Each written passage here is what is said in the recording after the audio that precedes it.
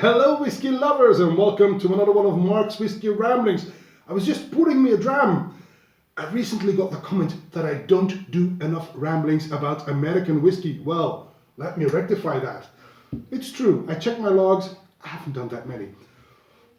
This one is a Sazerac rye. Now Sazerac has a lot of meanings to me. First of all, it is the name of a huge drinks company in America that owns a lot of bourbons and wheat whiskies and whatnot, and Tennessee wheat, whatever. A lot of American whiskey is owned by Sazerac and a lot of distilleries as well. But secondly, it's also the name of America's very first cocktail. And I'm not sure if the story is true. This may be an urban legend, but when the first cocktails were created in America, they weren't called cocktails, they were mixed drinks. But to elaborate on the presentation, they would pick a feather out of the tail of a cock, a male chicken, right? A feather with multiple colors and put it in their glass to make a beautiful presentation, hence the name cocktail. This is an urban legend, I think, but it's a good story. Anyway, America's very first cocktail was a Sazerac cocktail, and there is even a Sazerac Coffee House in the famous French Quarter in New Orleans. They don't serve coffee there, just saying. But lastly, it is also the name of an American rye whiskey, and that's what's interesting for us today, because that's what's in my glass. This Sazerac rye is bottled at 90% proof. For us Europeans, that translates into 45% ABV.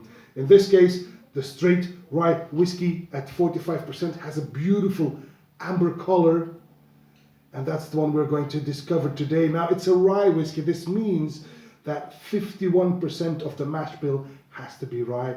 In the case of this Sazerac rye, the rye content is a lot higher than the obligatory 51% ABV. So let's find out. Sazerac rye whiskey, 45% ABV on the nose.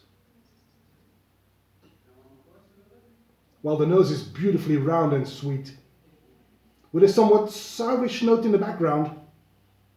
Ah, beautiful. It contains a drop of balsamico almost, giving it that slightly sour note. But I like it. The obligatory caramel and vanilla are there, but they are supported by fruit in the guise of crushed banana. I get some blood oranges.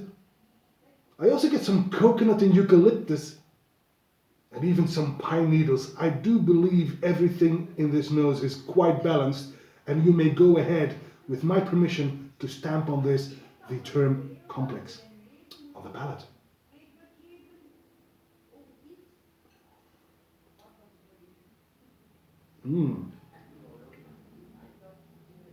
Creamy, a bit cloying in fact, very sweet but also very spicy. Oh, this is a feisty one, and that's of course the rye in the mix. But again, nicely balanced. The first thing I notice is the spiciness, definitely. There's some bitter oak in there, but with the Sazerac everything is balanced because the bitterness is not over the top, and it is balanced beautifully again by the fruitiness, the banana, but also the vanilla, and a clear note of candied sugar. This is good.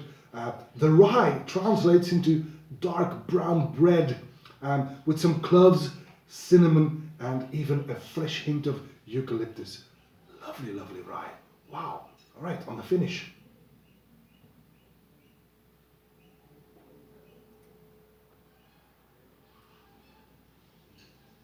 Wow.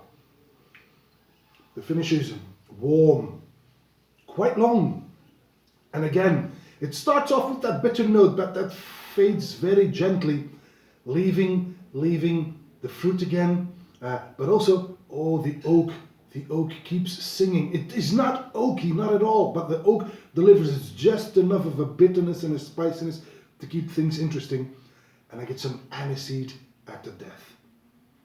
Wow. I don't drink enough rye, I think, because this is actually quite nice. And though I often think, but this is inside my head, that American whiskey is not as broad on the nose or the palate, and they are all the same. It's bullshit. Excuse my French, but it's not. I always think Scotch has a much broader palate, and maybe it does, but this is a wow whiskey. This is really a very, very good rye whiskey, and it's a very affordable whiskey as well. And I know beauty is in the eye of the beholder, but still, this is a beautiful bottle. I really like this. This is like old style. This could be put on the table in a Western film, you know. This is really, I like it. So I love the way it looks, but I also quite love the way it smells and tastes. And that, my friends, is all for this Whisky Rambling. And I hope to see you at one of Mark's Whisky Ramblings real soon. And until then, may the rye be with you. Bye-bye.